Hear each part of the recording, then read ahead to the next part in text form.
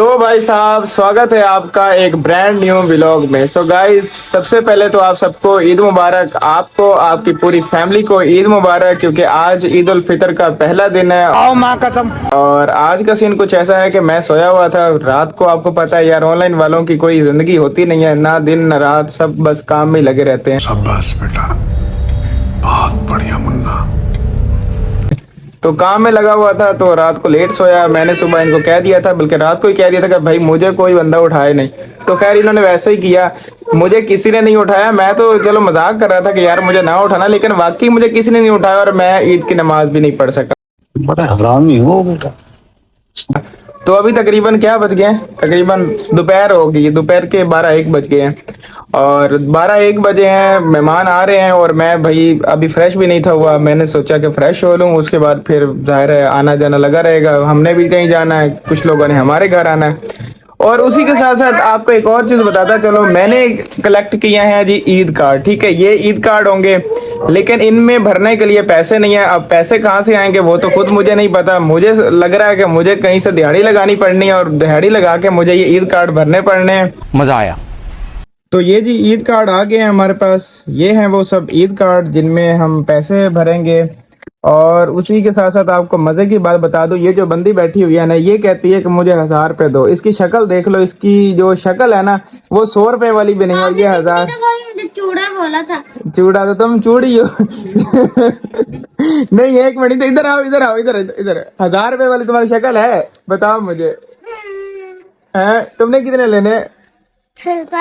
चड़का?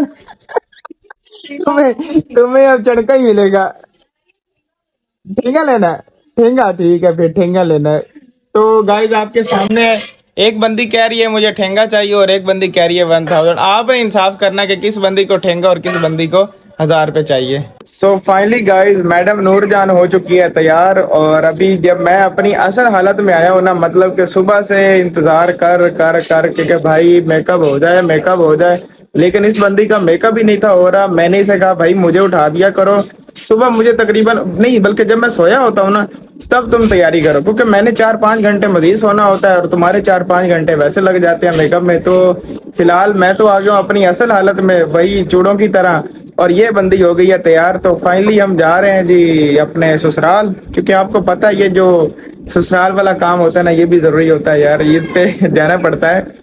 तो खैर जी ये भाई साहब हमारे इधर पड़े हुए हैं, देखें फुल तैयार श्यार हो के ये पड़े हुए हैं। ये भी कह रहा होगा कि भाई मैंने कौन सी गलती कर ली है यहाँ पे आके, कौन सी मैंने गलती कर ली है तैयार होके। बिल्कुल अभी रेडी है और उसके बाद मैं अभी रेडी नहीं हुआ। ये इसका वैसे सामान पड़ा हुआ है, ये इसका जहेज है, बल्कि ये मैं आपको बाद में दिखाऊंगा।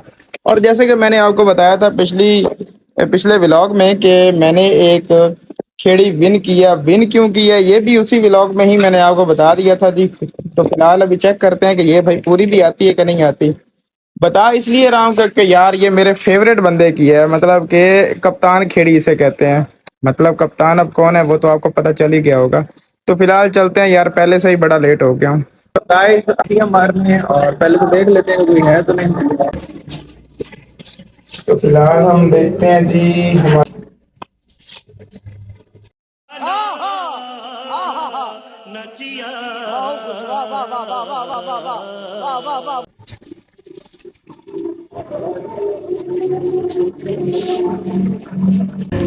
जी। यहाँ मसला ये है, मेरी सारी इन्वेस्टमेंट होती है जैसे कि आपको पता है।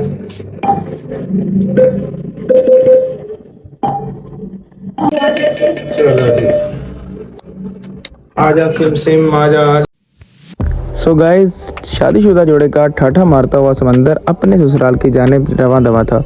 आपको मज़े की बात बताता चलूँ कि मुझे जो सबसे बुरी बात लगती है ना वो ये है कि हर फंक्शन पे, हर इवेंट पे अपने ससुराल जाना। क्योंकि आपको पता है कि ये जो बीवियाँ होती हैं, कोई भी छोटा सा फंक्शन भी हो तो ये कहती हैं मुझे तो मायके जाना है, मुझे तो मायके जाना है। तो फिलहाल हम मायके जा रहे हैं जी, उसके मेरे ससुराल और उसके मायके जा रहे हैं। और लोग हमें ऐसे देख रहे थे जैसे हमने पता नहीं कौन सा अलादीन का चिराग पकड़ा हुआ, लेकिन मैं तो व्लॉग बना रहा था इसलिए मैंने उनको इग्नोर किया और मैं अपनी मंजिल की तरफ चलता रहा।